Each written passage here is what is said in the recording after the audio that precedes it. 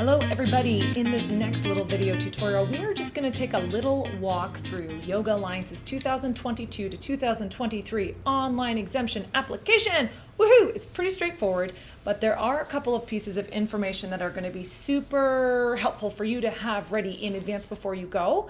And that is, I want you to go into your school, make sure that you've got all your faculty updated, all the appropriate faculty marked as lead faculty, if they're in there, any other faculty you have, all updated and tickety-boo.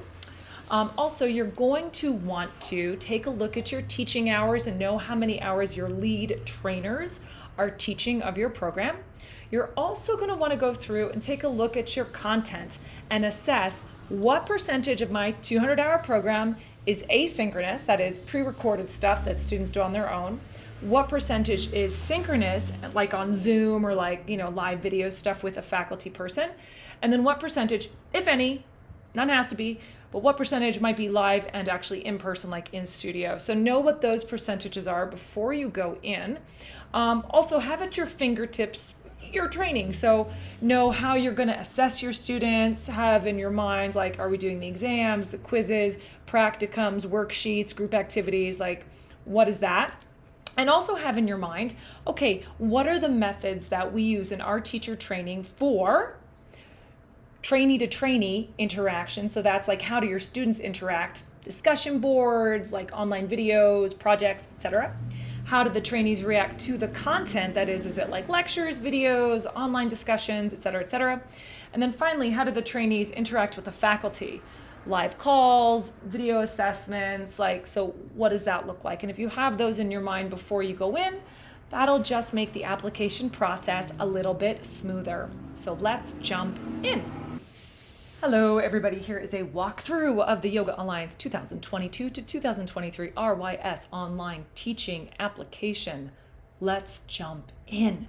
So I'm going to select my language. So first, how I got to this screen, log into your account, click on that little link, it'll bring you here. Select your language, check out your details, select your school. I have a couple schools that I work with, so there's a couple names. You might just have one or you might have a couple. Confirm your trainers, hit continue. Now, here we go, participation requirements. I will adhere to the Yoga Alliance online learning best practices. Okay, let's take a look at those. Let's see what they are. Okay, you guys, these are pretty straightforward. Ensure students have access to the content. It should be varied, so you should do synchronous, which means I'm with you on Zoom, and asynchronous. You don't have to do asynchronous. They just don't want you to do all pre-recorded video, right? So you got to have some FaceTime with your students and meet with them in person.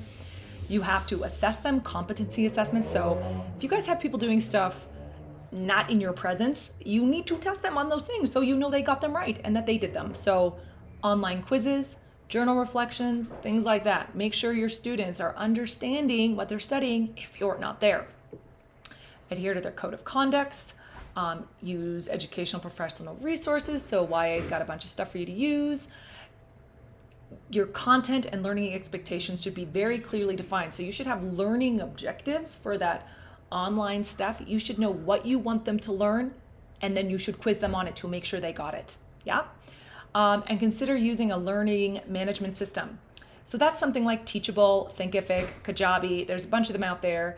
Basically, those online learning platforms that are designed for that can give you feedback as a school, so you can see, like, are people watching all the videos? Have they moved all the way through the course content? Like, if you're just throwing links up on YouTube, you don't actually know if people have watched them, but in a learning management system, you can actually see that they've done the work. So that's a way that you can stay on top of whether or not your students are doing what they're supposed to do. Consider privacy measures. So having a Facebook group is not so great just because of the privacy issues with Facebook and the using of people's information.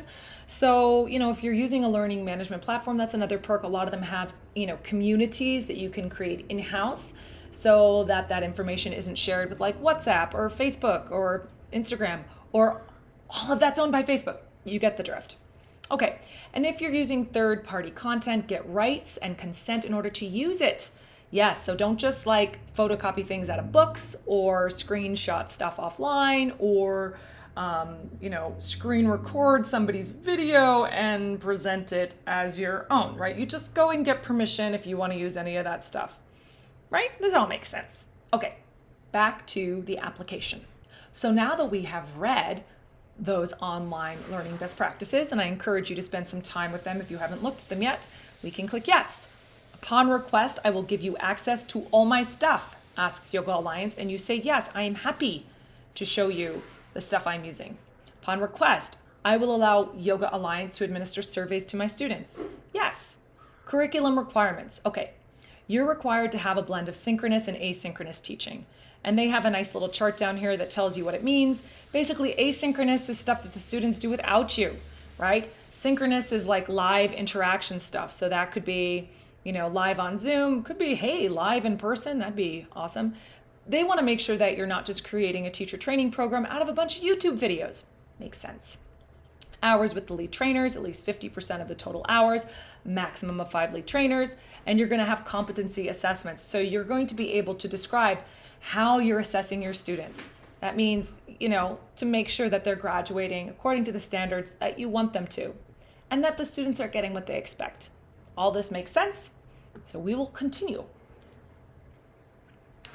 So now on this page, we get to talk about our lead trainers. So you select which of your lead trainers are teaching, how many hours they are teaching. And what's hilarious is that they don't let you actually have more than 2 lead trainers, even though in the other part of the application it says 5. Curious. The remaining faculty that are teaching. What is the teacher-trainee ratio?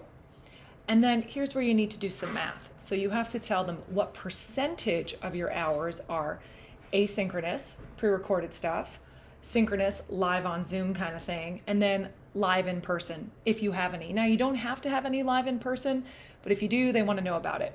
But here's a little glitch. It's not letting me put 0 into the live and in person categories, so we're just going to leave it as 1 and let Yoga Alliance figure that out. And then finally, you put in your assessment methods that are used to test the trainee's competencies, so add any that you got.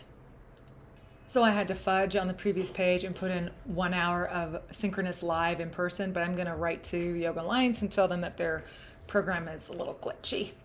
Okay, so now we get to describe how students receive and integrate knowledge in the following form of interactivity. So you go through this and select all the ways that apply for you.